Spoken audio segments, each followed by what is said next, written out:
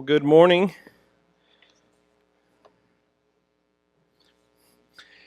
If you want to start turning in your Bibles or open it on your phone and getting there, we'll be in the book of Ruth. Obviously, we're gonna start a series here in the book of Ruth. But before that, I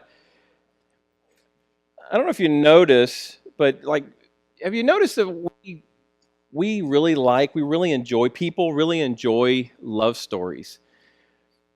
And I'm not just talking about, we'll go to the movies and some of those are labeled chick flicks, right? Like the romantic comedy or something like that. But we really just love, and guys, I'm just going to speak for you. I know I didn't ask your permission, but guys love stories too. They really do. Uh, I know for me, I'm a movie crier. So if you need somebody to go to the movies and cry with you, just ask me. I'll go with you.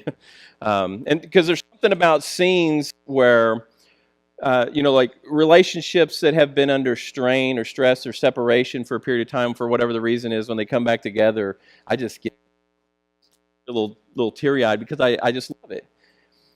And it's not just the love story, the romantic comedy or the romantic drama that includes love stories. If you look at our movies, you look at our books, you look at other things, there's always an element of a love story in.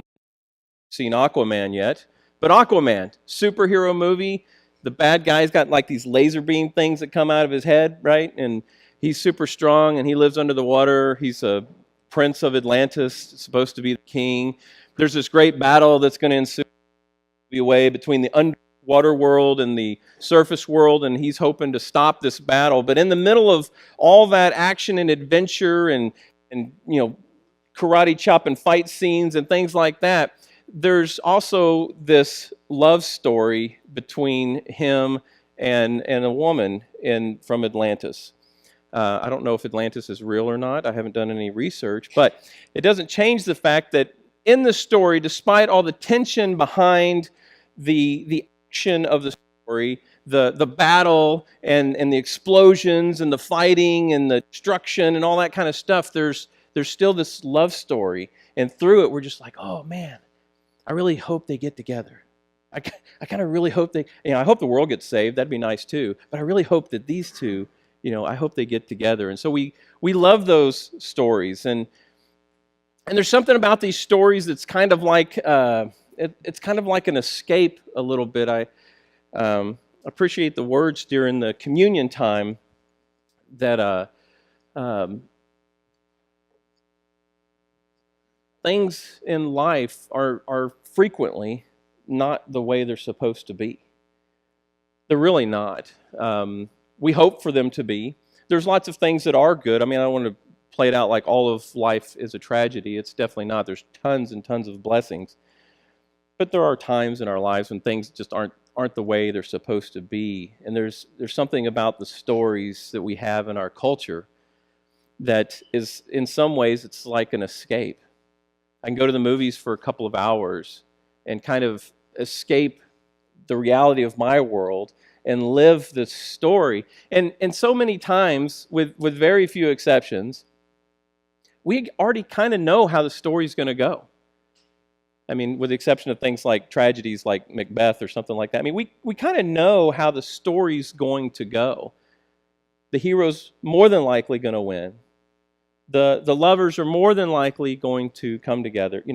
We kind of know this, yet we keep going back for another story. Oh, there's another one, and there's another one, and we keep going back, and we keep going back. In some ways, I think maybe we try to escape a little bit, to see something. Man, because in these movies you might see some struggle and you might see some tension, but you don't see a husband and wife fighting in the kitchen over burnt toast or something. I mean, I don't know whatever goes on. You don't see the kind of the mundane daily routine of life, of just the coming and the going, the waking up every morning and the getting ready and the going to work or getting the kids ready or whatever your life may look like. You don't see all those in the story, and so sometimes it seems like maybe those things don't happen to these characters, but they do.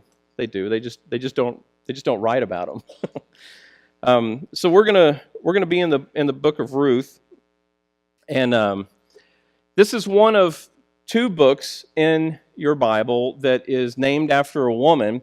And what's I think is so cool is also that this particular woman, Ruth, she's not even Jewish. She's not Jewish. She's not, I mean, she's loosely related, and we'll get to that, but very much, and like I said, we'll get to that, she is an outsider. She is an outsider to the Jewish people and the Jewish faith, yet here's this book that this story, this love story that is about redemption that bears her name. And I think that's so exciting, and we'll get to it. So what we're going to do is we're going to spend 4 weeks in the book of Ruth, and I'm going to ask you, this is very like unpreacher-like, I'm going to ask you to not read ahead. I'm going to ask you to not read ahead. Don't get out your Bible and go, wow, because you could probably read through the whole book of Ruth in 30 minutes to an hour. You could read through the whole thing, probably 30 minutes. It's 4 chapters long. It's a fairly short story, but I'm going to ask you to not read ahead. Because what I hope we can do together is that we can go through the book of Ruth in the way that the original author intended and the way that the original readers would have gone through it. Because the book of Ruth, while it is a love story, it also contains all this tension. It contains tragedy, calamity, very badness going on in their lives. But there's also hope, and then there's joy, and just all the ebbs and flows of a love story are contained in this story that's been given to the people of God. It's been given to illustrate something about the way God and people react or interact together.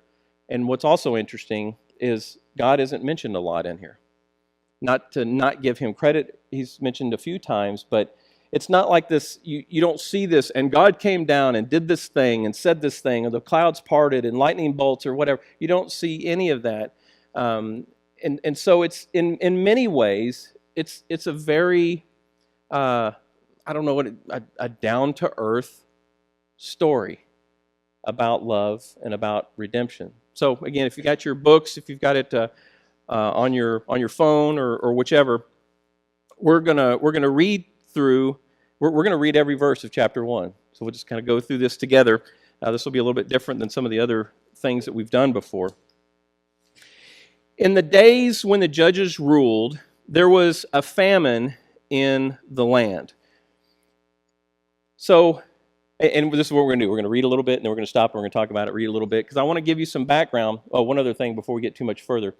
My plan is to kind of do this big overview of Ruth. We're not going to go super, super deep, but what I hope to do is come back either later this year, I can't believe I'm saying this the first Sunday of January 2019, or early next year, come back to the book of Ruth and dig a lot deeper. But first I want to go through a bunch of the highlight stuff to give us all some background of like what's going on here. What would people see or hear from this? So we talk about in the days of judges, or the days when the judges rule.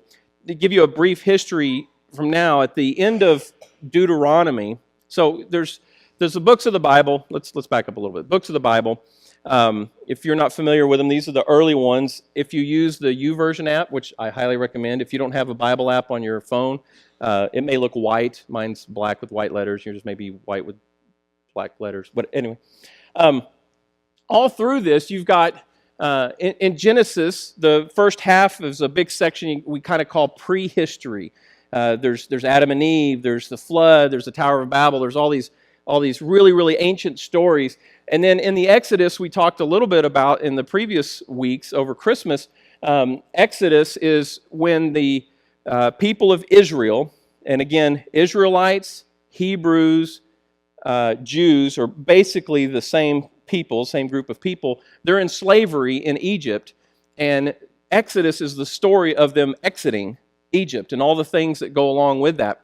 And then you got Exodus, Leviticus, Numbers, and Deuteronomy, and all that kind of goes along with their wanderings in this wilderness, this desert area, going to the promised land.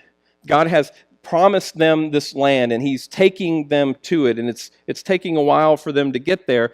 But when you get to Joshua, now this this group of people, this whole nation of people, it's sitting on the border of the promised land. There's a river, and across that river, there's a river Jordan. Right across that river is the promised land, and they're preparing to enter.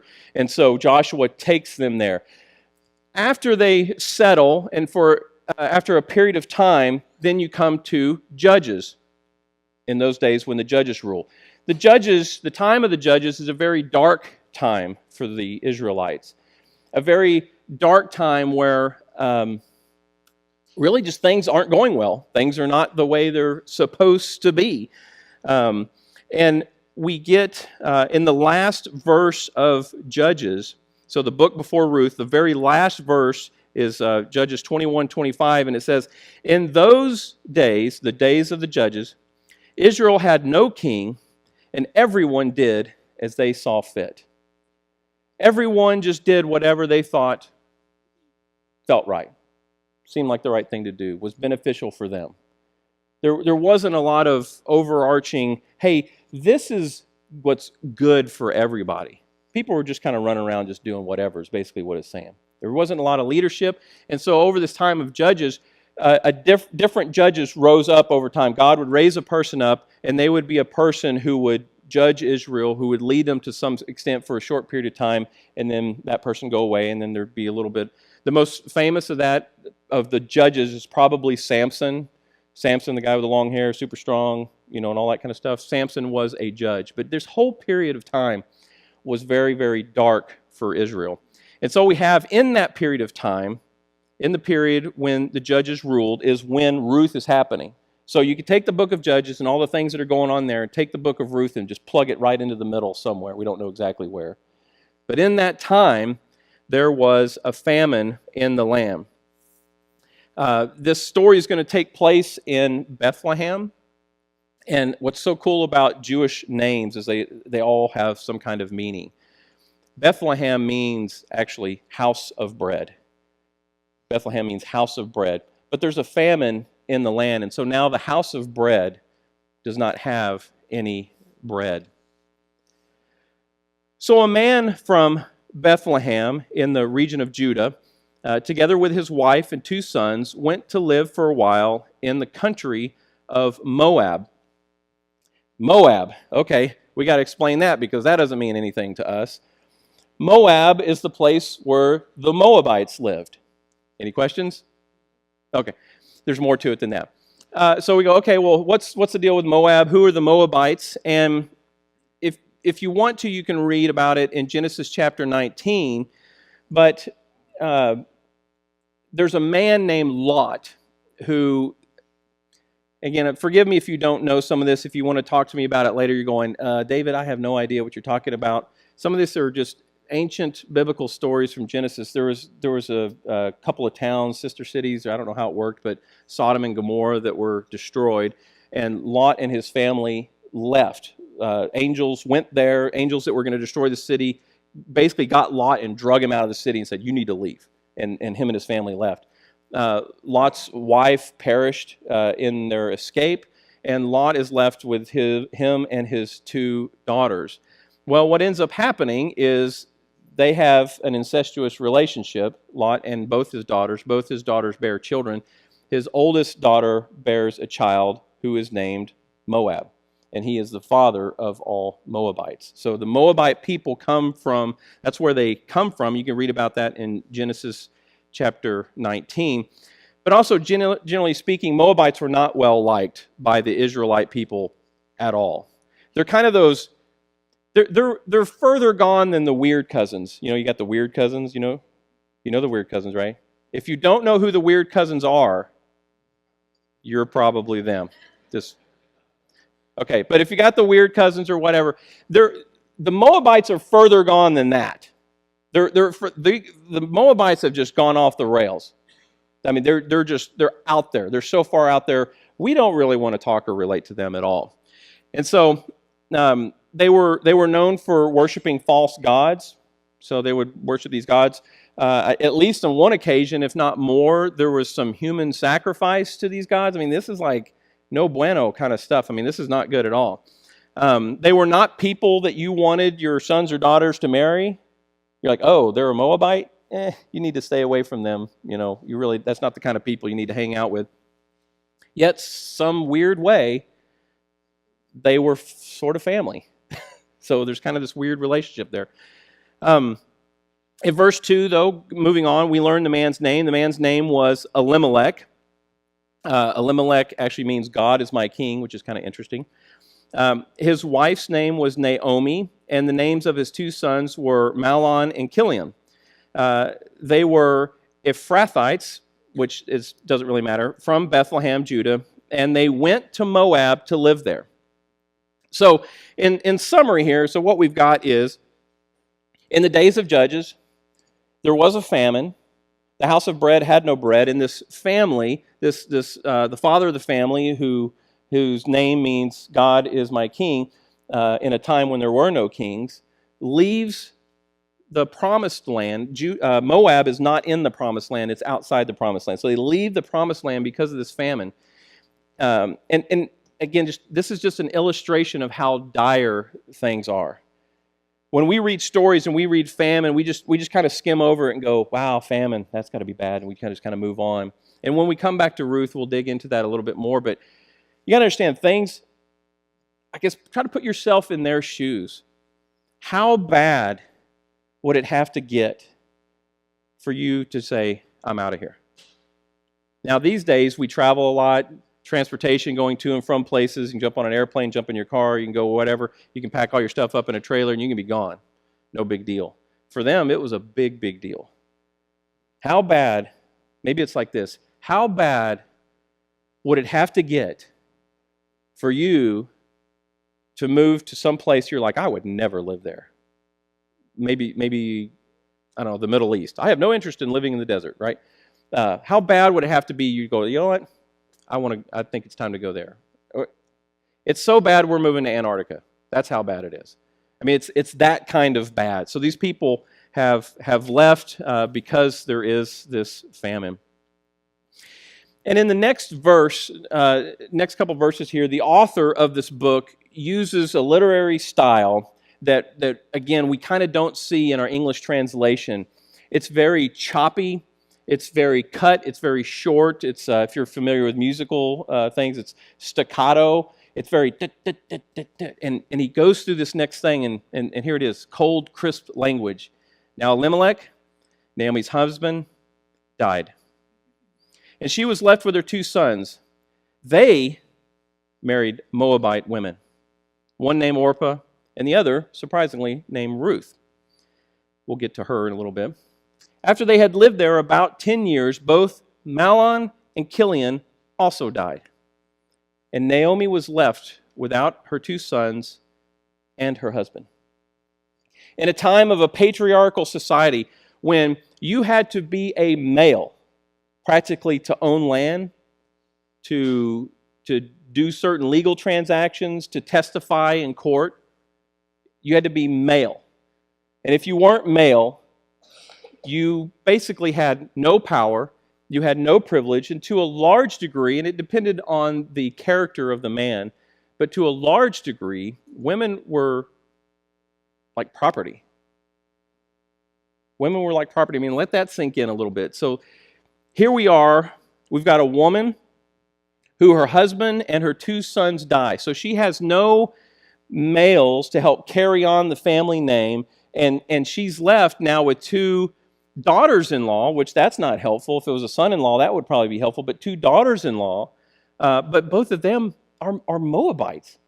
These people, remember? So what are we gonna do with that? And so after living there 2 years, her sons die, and kind of what's not mentioned, you may not pick up on, is Orpah and Ruth also have not had children. There's no children mentioned in here. So there's literally nothing. They are at the bottom of the social stratus, and they've lost, the only thing they had going for them was a husband or a son, and they've lost them all. And so here they are, they're at the bottom of the social stratus. What the future for them is poverty and homelessness right now. That's their future.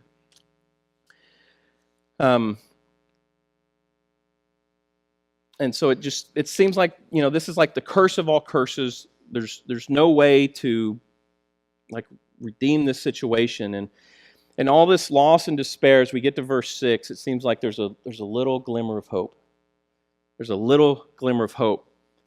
When Naomi heard in Moab that the Lord had come to the aid of his people by providing food for them, she and her daughter-in-laws prepared to return home from there. With her 2 daughter-in-laws, she left the place where she had been living and set out on the road that would take them back to the land of Judah, back to Bethlehem. And so this is where, the Lord is first time mentioned, but it's just kind of like, oh, I heard the Lord did something over there, so maybe we should go back. And they're getting on this road. After at least 10 years of being gone, probably more, 3 deaths, having nothing left, she sets back out to head home. And so far, in the story, everything's been narration. No one has uttered a single word. No character in the story has said a single thing. It's all just been narration. And so next we start getting some words. And it's important to sit here and look at what they say. So Naomi says to her 2 daughters, "Go back, each of you, to your mother's home. May the Lord show you kindness as you have shown kindness to your dead husband and to me. May the Lord grant that each of you will find rest in the home of another husband." Then she kissed them goodbye and wept aloud and said to her, and they said to her, "We will go back with you and with your people." And this is more than just a pat on the back and goodbye. This is heading out of Moab. They're just kind of barely getting on the road, and Naomi's like, you know what? What good is it for me to bring these 2 Moabite women with me back to Israel? Back to Judah, back to Bethlehem. What good is it for me to bring them back there? Because they are foreigners. They're the kind of foreigners we don't like. They're outsiders. I mean, I'm already at the bottom of the social stratus. Guess where they are? They're below me. And what can I have nothing to provide for them. It is actually better for you to stay in Moab with your people and to find another husband. Right? And she goes on further and explains what's going on. But Naomi says, make sure I'm not skipping verses here. Oh yeah, because they say, "We will go back with you to your people." And Naomi builds her argument. She says, "Return home, my daughters. Why would you come with me? Am I going to have any more sons who could be your husband?" The practice at this time was that if you were married to, if you're a woman and you're married to a man and he dies, if he has a brother, that brother has the responsibility of marrying you and bringing you into his family to care for you. Again, this patriarchal society. In the family, there was a responsibility to do that. But there are no sons. They're gone. Yeah, some of you are going like, ew. I know your brother. I know. Remember the crazy? So she says, return home, my daughter. She continues to build her argument. "I am too old to have another husband." She says, "Even if I thought there was still hope for me." She's like, there is no hope. "Even if I had a husband tonight and then gave birth to sons, would you wait until they grew up? Would you remain unmarried for them? No, my daughters, it is more bitter for me than for you, because the Lord's hand has turned against me." And she closes this argument with this statement: the Lord's hand is against me. The Lord is actively working against me, is what she says. Implying that if you stay with me, the Lord's hand is going to be against you too. And at this, they wept aloud again. Again, this is not an easy goodbye. This is not, hey, I'll get on a plane and I'll see you here in a couple of months or something like that. This is like, I'm moving away and you will probably never see me again. And I have nothing to offer you if you were to come with me, so you really should stay. You really should stay. Well, then Orpah kisses her mother-in-law goodbye, but Ruth clings to her. And this is kind of one of those things in those stories that just get to me. You can just feel the tension in this situation with these 3 women as they have nothing. So they're thinking about going this way, and they're heading that way, but the mother says, you know what, you daughters-in-law, y'all should go back. And they're like, no, we want to stay with you. We'll stay together. We'll work this out. We'll figure it out. She's like, no, don't you understand? Here's the way things are. And they weep, and they cry. They kiss each other, and they hug each other. And one of them, Orpah, decides to go back. But Ruth, it says, clings to her. Ruth clings to her. It's the same word, Old King James Version, if you want to go back, was this word for cleave. In the NIV, it's cling or be united. And in Genesis chapter 2, we see the same language, that is why a man leaves his father and mother and is united to his wife, cleaves to his wife, clings to his wife. This is a kind of let go that you don't let go of. It's that kind of let go, or that kind of grasp that Ruth is maybe physically doing, but also relationally saying, I am not going to be separated from you. And Naomi says, look, your sister-in-law is going back with her people and her gods. Please go back with her. Please go back with her. And in response, Ruth gives probably what is one of the most memorable statements of love and commitment to another person. And even if you're not familiar with the Bible, you've probably heard this or heard some rendition of this. Ruth says, don't urge me to leave you or to turn back from you. Wherever you go, I will go. And where you stay, I will stay. Your people will be my people, and your God will be my God. Where you die, I will die, and there I will be buried. May the Lord deal with me, be it ever so severely, if even death separates us. If even death separates us. I mean, Ruth is holding on very, very tightly. She is not letting go. And it's kind of a turning point. It's one of those places in someone's life. I mean, she has an option here. She can go back. She can go back to her family, to her relatives, to even distant relatives there in Moab, and probably have a much better life. But she makes this commitment that says, I am not going anywhere. I am staying with you. The kind of commitment that people make in career decisions, these commitments that we make when we relocate, these commitments we make when we marry. We say, I'm sticking with you. And look at what Ruth leaves behind. Her land, her people. This is, I mean, again, to kind of illustrate the dire nature of the situation, she leaves behind her faith and her religion, her gods. She's leaving them behind and saying, no, I'm going with you. Everything that defines her as a person, she is leaving to go be with Naomi.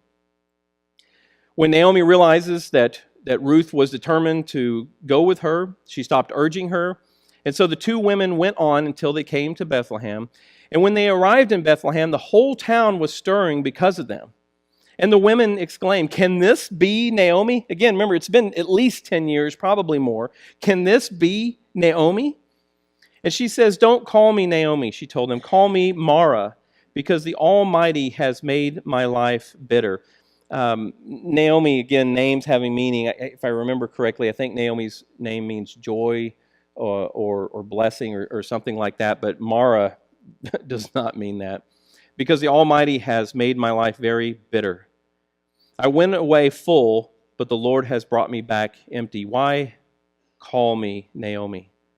The Lord has afflicted me. The Lord, the Almighty, has brought misfortune on me. So all these family members who seem to be glad to see her and glad to have her back sort of with the family again, she says, don't call me joyful. Don't call me blessed. I am bitter. I have lost much. Really, I have lost everything. And she says, and this is interesting too, imagine this with Ruth standing in the background, a Moabite woman, daughter-in-law who has come with her. Naomi says to her family with Ruth in the background, I have nothing. Nothing. Ruth really, in this society, like I said, is less than nothing. And I don't think Naomi's being rude or crude to Ruth. She's just stating the obvious nature of the situation for them.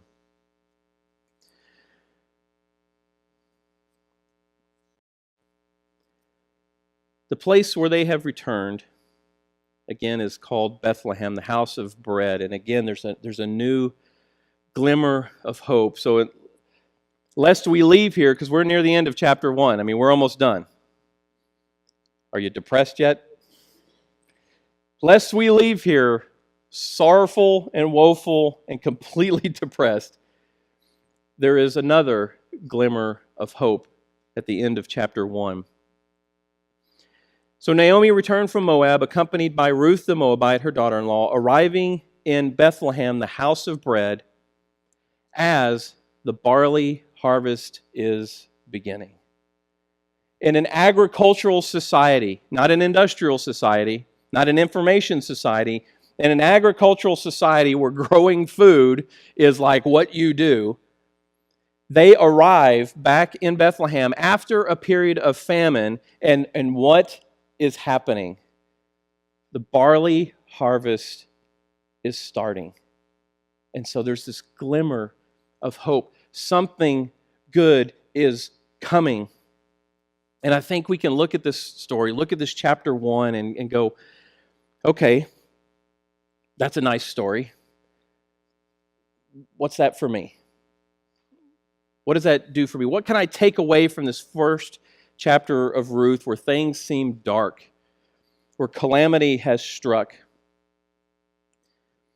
And I'll just say this, that there are times in your life when things will be dark. There either has been times when things are dark, there will be times when things are dark, or you are in a period of time right now when things are very, very dark. But there is a harvest coming. There is a sunrise coming on a new day. And the harvest is there. It's going to take work. It's going to take effort. You're going to need to engage in a way maybe you haven't engaged before. You're going to need to get your hands dirty. You're going to need to go somewhere and do something maybe you haven't wanted to do. It's going to take effort. I mean, grain doesn't just grow up and fall off the head into a bucket for you and go, here you go. It doesn't fall off the head into a bucket and magically turn into bread and go, here you go, the house of bread's full of bread again. It's going to take effort and it's going to take work. It's going to take patience and kindness. It's going to take generosity. But there is a new day coming. There is a harvest coming. Maybe your job's not where it should be. Maybe your employment is not going well. Maybe you're still kind of trying to figure out what you're doing or what's next for you, and you're like, I just can't figure it out. I just don't know.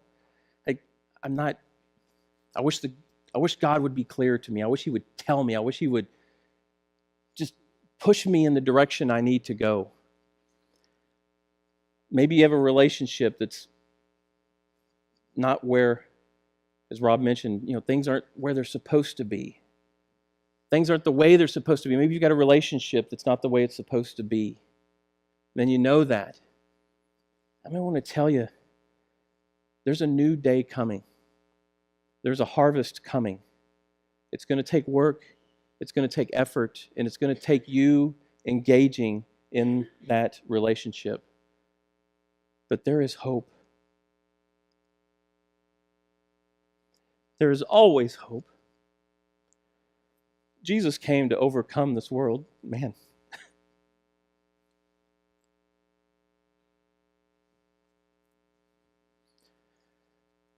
I don't want anyone to go away from our time together this morning and not be so keenly aware of the fact that there is hope. The Lord is great. And we may at times feel like the Lord's hand is against me. I mean, I know that's what Naomi said. That doesn't mean that it's true just because she said it and it's in the Bible. That's Naomi's perspective. But God is for us. If God is for us, who can be against us? God is for us. God sent His Son to die for us. If He didn't love us, He would have just left us in the dark times of the judges to famine. And there will be times when things are not the way they're supposed to be in our life. But I beg you to hold on.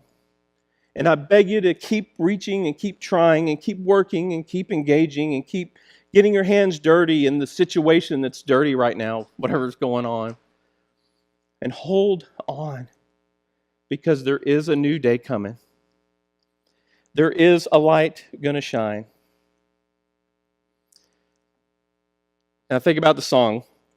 I listened to this several times. Maybe I'll pull it up and play it as we're leaving or whatever.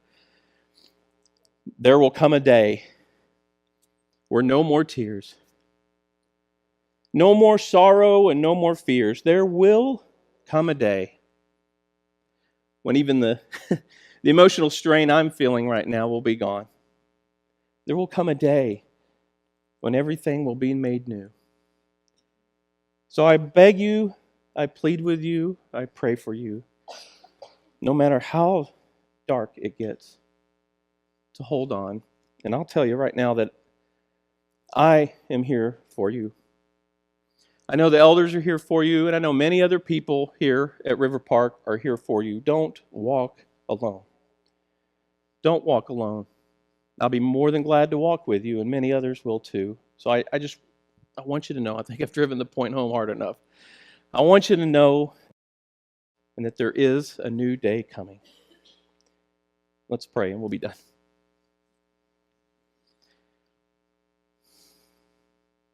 Lord, I'm so grateful.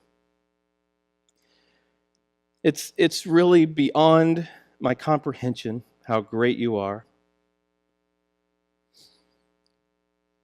And I know that if you can do more than I could possibly ask or imagine, then you must be more than I could possibly imagine. And I know I don't understand. We don't understand all the comings and goings and the ways that things are in life. We just know from your promises that we have hope, that there will be a day when no more tear and no more sorrow will fill our hearts. No more fear will be in our thoughts. That the harvest will come and we will be your people and you will be our God. Help us in that endeavor in our daily lives today, and help us engage in those situations that are challenging, that are difficult. Conflict is not bad or evil. It's how we handle it that really matters. So help us to handle it well. And in times of darkness, Lord, give us hope. Hope for the future, grace for the past behind us, and hope for what may come before us. You are our God. We are your people. Help us to be your people more so every single day. Help us to love each other to the degree that you have loved us, and forgive us when we don't. May we honor you in our lives, and may we share the grace and hope that you bestow us to other people in our lives. And it's in your Son's name we pray. Amen.